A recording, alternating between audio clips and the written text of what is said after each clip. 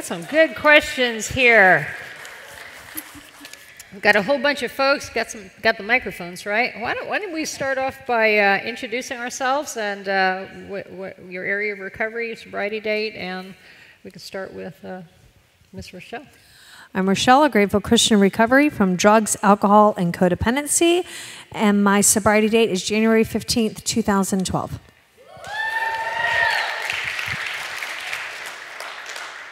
My name is Joyce, and I'm a grateful Christian in recovery from codependency, and I have been in recovery for 11 years.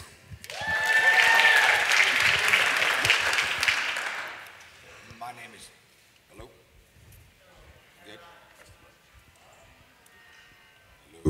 Hello. There he goes. Okay, my name is Champ, and I'm a grateful Christian in recovery from drugs and alcohol, and my sobriety date is February 17th. 2017. Hi, I'm Mike. I'm a Christian in recovery from drugs and alcohol, and my sobriety date is May 25th of 2017. Woo! All right. Well, like I said, every once in a while we do an Askit basket, usually after a block of steps, in other words, steps that seem to go together. We've just finished up kind of some teachings and testimonies on steps 10 and 11. If you are new tonight and you're thinking, oh my gosh, I don't even know what a step is, much less working, a step. Don't worry about it. The steps are ongoing. It's a way of life. You can jump in at any time, and it can be helpful. You're going to be here soon enough, so just hang in and don't worry that you're coming in and you feel like you're left behind. You're not. You're not left behind. It's going to be fine. Nobody ever came into recovery on step one. It just never happened. So, yeah, that's right. So everybody's laughing. So, in fact, one of the questions is, I'm new in recovery. Should I still be working these steps now? And I think that's a really good question. I think that we're always in the process of learning more about the steps and putting them into our life. So, yeah, it's great that we're finding out about these and how they can work in our life right now. Step 10 is on the screen, and I know we've just read it with Sandra, but just to remind us of where we are tonight, let's read it together again. Step 10. We continue to take personal inventory, and when we were wrong, promptly admitted it. So, if you think you are standing firm, be careful that you don't fall. 1 Corinthians 10:12. And then 11, step 11 comes after it, and we say, we sought through prayer and meditation to improve our conscious contact with God, praying only for knowledge of His will for us and the power to carry it out. Let the word of Christ dwell in you richly. Colossians 3:16. And I'd like to start tonight. Thank you guys for agreeing to do this. And I want everybody to know we're not experts. I mean, and you may go, you got that right? We're not experts by far. We are all fellow journeyers on the road to recovery. We've just, it's kind of like farmers insurance. We know a thing or two because we've seen a thing or two, right? Once we've been in recovery for a little while, we gain some recovery wisdom, and so I know these guys have some wisdom to share. These two steps. I'd like to start with this. Somebody asked this question. It's a great question: maintenance versus growth. Maintenance versus growth, because a lot of times, people think that by the end here, since we're just we're just evaluating ourselves on a daily basis on step 10, admitting when we're wrong, trying to get closer to God, that these are just maintenance steps. And I'll tell you what, I don't want a program that's just going to maintain where I am. I want a program that's going to allow me to grow. And I think that as we particularly work step 11, the growth really begins to happen, that it's not maintenance. If we get to know God better and better, He's going to reveal more and more things to us about ourselves, about Him, and about the world. And as He does that, we're going to grow in marvelous ways. So Thank you, whoever asked the maintenance versus growth question, because sometimes we hear like, oh, these are the maintenance steps. This is just so that we stay sober. No, I tend to think that these are the steps where we, where we really begin to grow and blossom. So, all right, let's start off. I warned her that I was going to ask her this question. And she can share about why if she wants, but she doesn't have to. I'm going to ask Rochelle this question that somebody has asked. A couple of them that are sort of the same. In step 10 it says, we continue to take personal inventory when we were wrong, promptly admitted it. And so we have two questions on this. What's the time limit exactly on promptly? And what happens when I don't promptly admit it? I mean, these are two good questions. I mean, look at the look. Okay. Try it. Try this. Well, promptly means as soon as you recognize really where you were wrong. And I can say this, me and my husband got into an argument last night. And I went to bed. I went to bed and got up this morning, and I did not even make his coffee. I just fed my daughter and curled on the couch and just conveniently forgot to put his cup of coffee on. And he left out of the door and conveniently forgot to tell us goodbye. And so I met with my sponsor this morning, which is a perfect time to go over everything. And so had some aha moments and seen where I was wrong. And I was all excited to go home, and I was going to take my husband's lunch up to him and stuff and admit where I had been wrong, and conveniently went home and cuddled with the baby again. And so my husband came and picked up the baby, and we still haven't talked. And it hurts. My heart is in a sad place. And so I'm carrying a burden that could have been easily lifted by saying, you know what, I was wrong. I shouldn't have said what I said last night. And so I'm blocking, God from working in my life. And it's a sad place, and so promptly admitted it as soon as I got done. I mean, this whole day could have got a lot different had I just went and made right my wrongs. So, thank you, Rochelle. That's awesome. Let's all say, we love you, Rochelle. Absolutely. You know why? Because we're human, and we're all on the road to recovery, right? And we're all journeying and finding the answers to these things, as we go. So I really, really appreciate that. Thank you. She doesn't want the microphone anymore. She's giving it away. Okay. Can I just add something? Oh, yes, please. If you don't promptly admit it, when you find out that you're wrong, all of those little things begin to accumulate, and eventually it will come out, and then it comes out sideways, and it's a lot worse. So it's always better that in that moment, as soon as you can, to promptly admit it. That's right. And I'm still learning that. That's right. Absolutely. I totally agree. Hey, let's make a right-hand turn into step 11. We're talking about seeking through prayer and meditation to improve our conscious contact with God, praying only for the knowledge of His will for us and the power to carry that out. Here's a great question. Victoria, if this is your question, I hope this satisfies your need for us to answer your question. We have a little joke going on that Victoria says, you never answer my questions, so I don't know. I hope this is hers. I don't know. What if I have ADHD and I have a hard time sitting still? How can I successfully meditate? I really want to, but my mind won't stop. No, Joyce, Joyce. I don't know if I can answer that question because I don't have ADHD. I'm very focused, and so it would be more difficult for me to understand what that's like. But from what I understand from my friends who have issues with that, like they'll have music playing in the background and they can like multitask and do several things, whereas me, I have to have quiet. If I'm going to focus on and meditate and just be quiet before God, I don't want noise because it's distracting to me. So this person might try putting something on in the background as they're trying. And, you know, meditation is not about emptying your mind, but it's just about listening to God.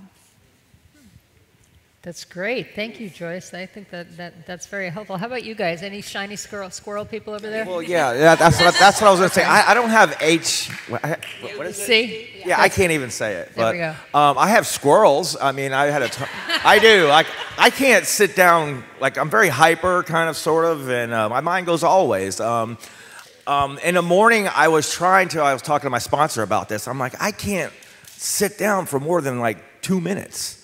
And he said, well, just try for 1 minute. And I said, then I'd call him back and I'd be like, yeah, but my mind takes me like, you know, I got this guitar riff in my head, or it's my job, or it's this. And he said, listen, he goes, just say a little countdown, and whatever comes to your mind, just go with it. Don't try to fight what you think God's going to tell you, because that's meditation, right? We pray, we talk to God. Meditation is where we listen, and I don't listen very well. So, and he was really like adamant about just give it a try, and take wherever your mind goes, go with it. Maybe that's where you're supposed to go. And it's helped me a lot. I mean, I'm up to like 2.5 minutes now, I think. Thank you, Mike. That's awesome. Champ, how about this? Somebody asked, I do these steps, and sometimes I wonder, is this God's will or mine? How do I know for sure it's Him? When we're praying for God's will and the power to carry that out, how do we know it's God's will, what we're hearing? Okay. Well, I know when it's my will, because it's definitely not the right thing. As far as God's will, it's, I mean, when I wake up and I read and I meditate and I talk to God, I ask Him, what do you want from me today? I mean, I get personal with Him. When I first came in, I didn't know you can be friends with God. It was weird. And today, I mean, He's my buddy. And how do I know that it's His will? For me, I was told, just if I do the next right thing, then I'm doing God's will. That's tough. But yeah, I mean, like one of my sponsors, I got a bunch because I'm a little out there too, says, that we may not always know what the right thing is, but we definitely know what the wrong thing is. So that's wisdom right there. That's how I kind of gauge things. Mm-hmm. That's good. Good, Champ. Okay, I want to know who asked this. Is Champ single?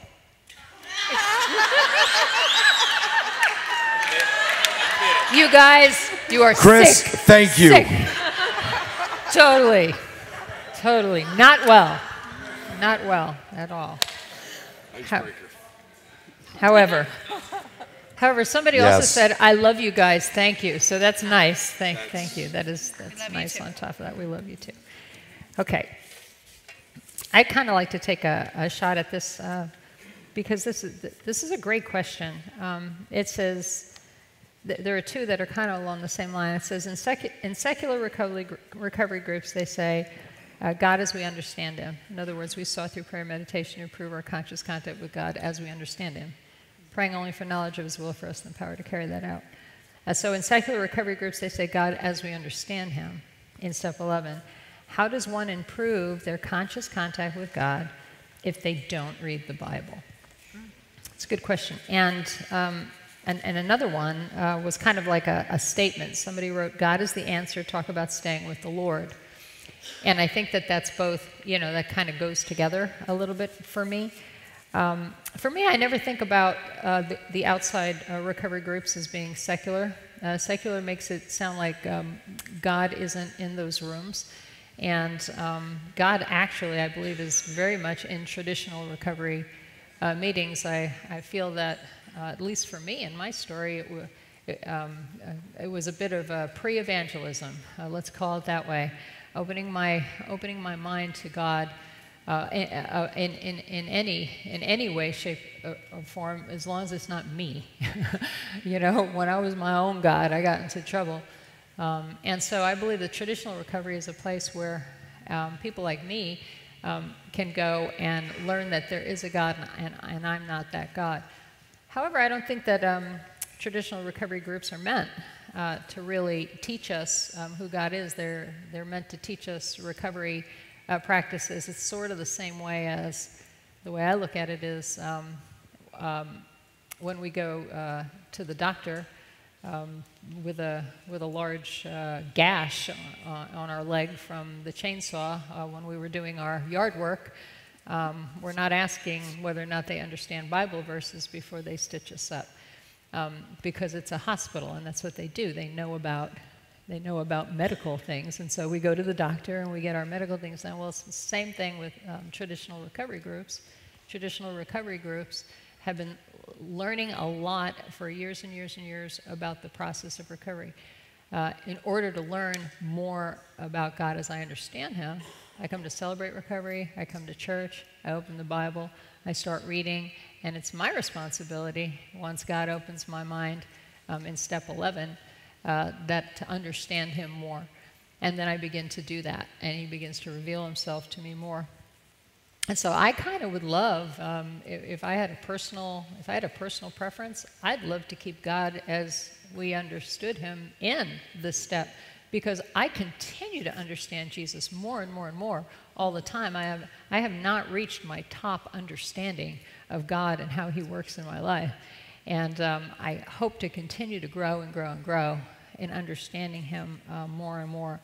So I think it's just a matter of both and, traditional recovery groups do what they do really well, and we have a slice of the pie called Jesus that's very, very important that we learn about and that we apply to our recovery groups, and together we cooperate extremely well. So there's my answer to that question. And as for God is the answer, talk about staying with the Lord, that's what we're talking about.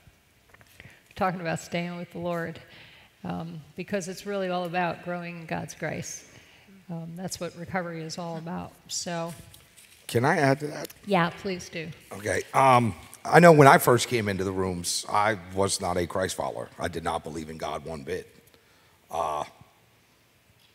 So when I was in treatment, they told me, we used to say the serenity prayer, the short version at the end, they told me, "Thy will, not mine, be done."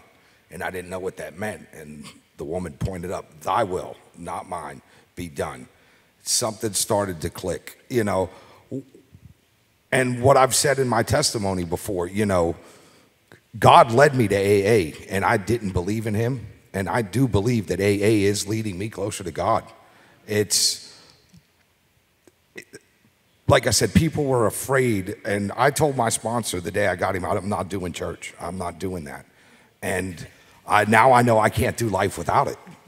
It's been an amazing transformation. Just build on it. Keep coming till the miracle happens, they say. And we're all miracles. Everybody in this room tonight is a miracle.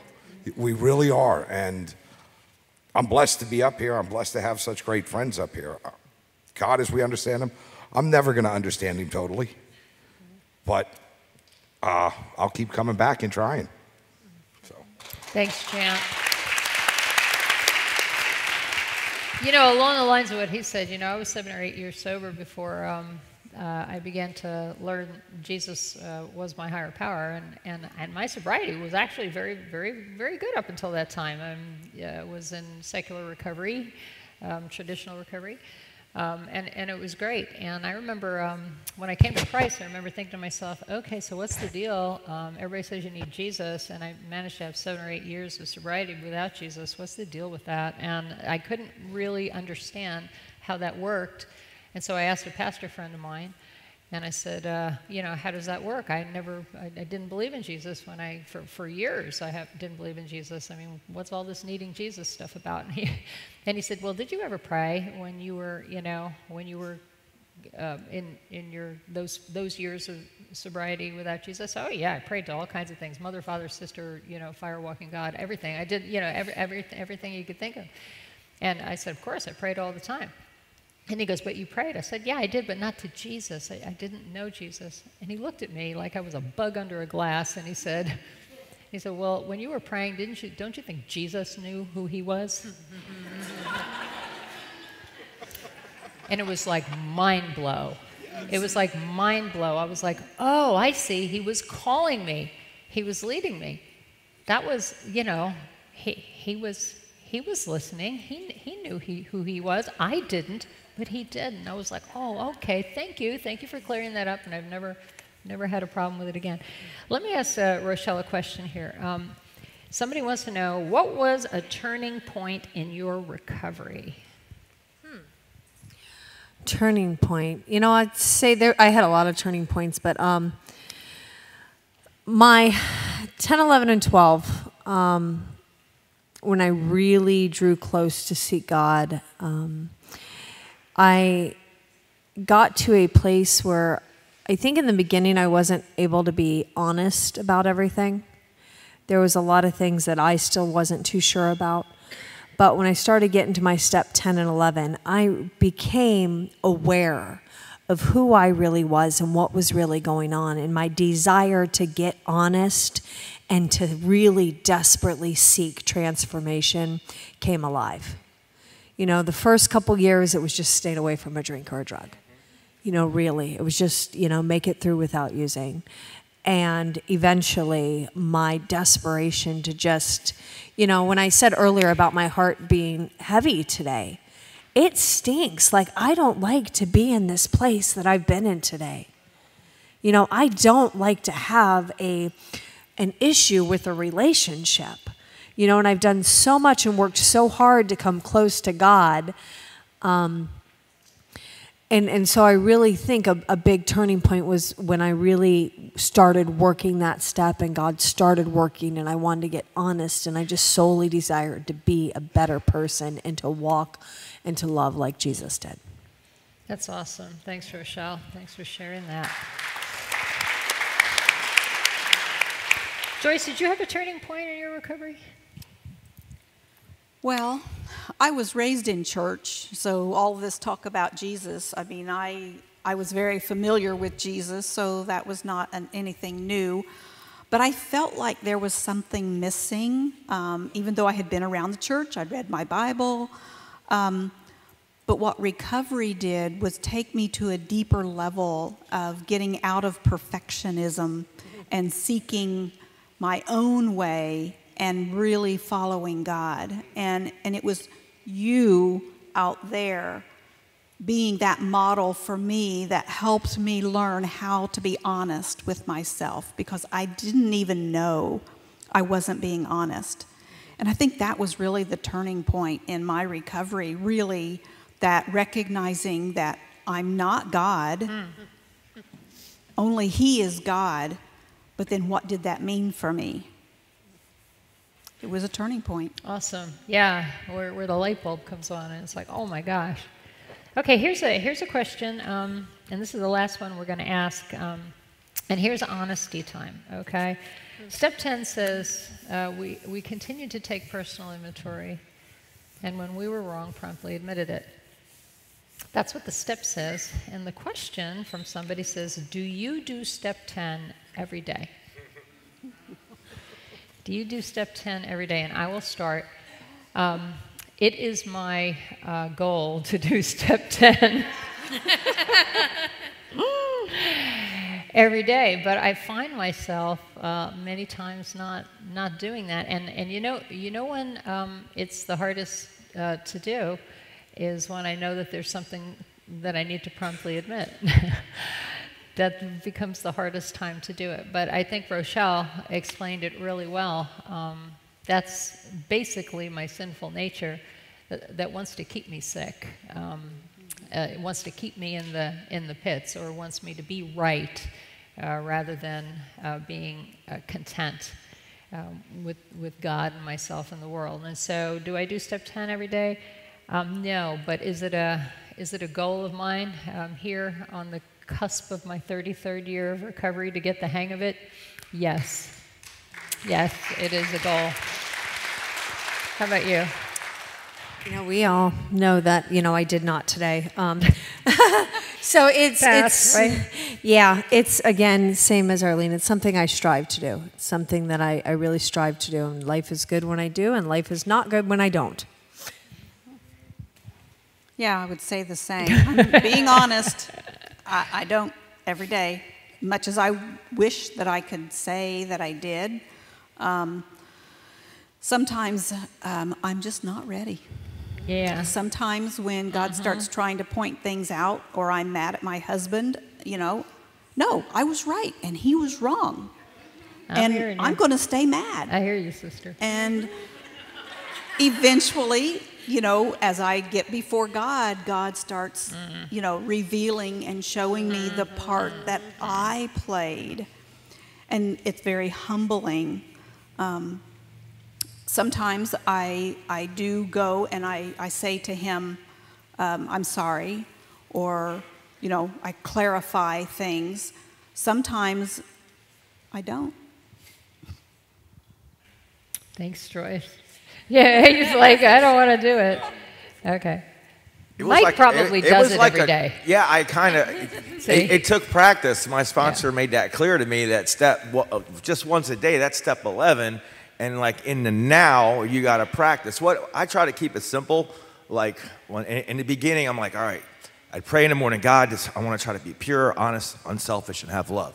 And, and I would go through the day and I'd be like, one time it was at work. I'll give you a real quick one. I was at work. I didn't promptly say I was sorry. I didn't go make amends. I did something wrong. My head took over. And by the end of the day, I thought everybody was against me. And my boss called and I thought he was in trouble. And it had nothing to do with nothing.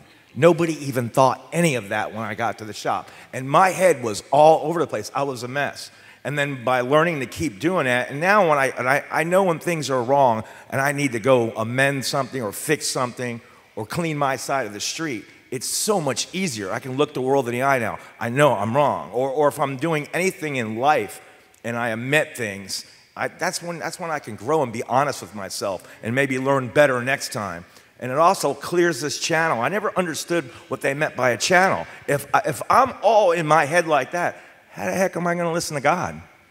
How am I going to listen to that? How am I going to listen to that? And these steps all become one. They intertwine after a while. I wake up every morning. I pray for His will, not for mine. I stop asking for things. And it seems like every day gets easier and easier, and it gets automatic. And I feel like I'm going against the current if I don't do that now. This is crazy how this stuff works, but it works. Thank you. Thanks, Mike. No, you're fine. Good job. Good job. Yeah, I mean, they've nailed it. Like you said, I try to. I'm not perfect at it yet, but I do what I do. When I am a bigger man today, I will apologize, which I didn't do in the past. And it's something that I do strive to do every day. But again, to be honest, I don't. Yeah, we're all on the road to recovery. We're all on the road to growing. And that's why I read that question, because it'd be very easy not to read it. But it's good for everybody to know that we're all on the road to recovery and we're all seeking to get closer and closer to God. I want to thank these guys for helping us do it. Thank you, guys. It's an interesting thing to kind of take questions that you haven't, you don't know about, and just kind of try to, answer them off the top of your head. So thank you guys for asking really, really good, thoughtful questions. This entire program of recovery that we're in is designed to help us to grow closer to Jesus, who can do for us what we can't do for ourselves. And then not have that be a selfish thing for ourselves, but to actually have His love grow in us to an extent that it splashes out all around us. And so this is a different way to live than most of us who have come to recovery in the beginning are used to living, in a way that glorifies God and gets to know God better, God being the focus of our recovery rather than ourselves. And so that's why I really do believe that this is a program of growth. This program is not a one and done. We are never done with the steps. We continue to work them again and again so that we can get closer to God, who can do for us what we've never been able to do for ourselves. We grow closer and closer to be like Jesus. Billy Graham who was about one step away from Jesus. I think everybody might agree. And now, of course, he's with Jesus, which is even better for him. Billy Graham was once asked, and this is one of my favorite stories about him. He was once asked, what is it like for you when you don't read the Bible? It's like, you've been alive a long time, and I know you read the Bible every day, but what happens when you miss? How is it when you miss a day for you? And he said, I don't know. I don't know how it is. Because he had a habit of being with the Lord. And so that's what this is about. It's about having a habit of being with the Lord in recovery. So this altar is going to be open now. And if you're like us, and if you're like me right now, and you have a conviction, you know what? I could be closer to the Lord. There are things that I could be doing a little different in my recovery. And I think that there are some things that that God is telling me that I could draw closer to Him. I could have different relationships. I can maybe get that sponsor to help me work through things and not be so prideful. Maybe I can go to more meetings to learn more about recovery. Maybe I can actually go forward on those steps I'm working on. So I'd like to invite you to come to the altar for whatever it is that you need. Go to the Lord, pick up some strength from Him, and the altar is open. God, we just thank you for revealing yourself to us through this panel tonight and through the questions. God, you're an awesome God. You've given us so much, and we're so grateful for everything that you do for us. And, when we're full of fear and we're full of fighting and we're full of running and we're full of shiny squirrels in our head and all sorts of hamster wheels that go on, all sorts of excuses, when we're full of all those kinds of things, God, it's only you that can make our path straight. And so today we just ask that you do that. Give us the next steps in our recovery as we continue on this road. It's a wonderful road, and we thank you for it, God. You are a good, good God. And we pray it in Jesus' name, amen. And the altar is open. Please come forward as the band plays.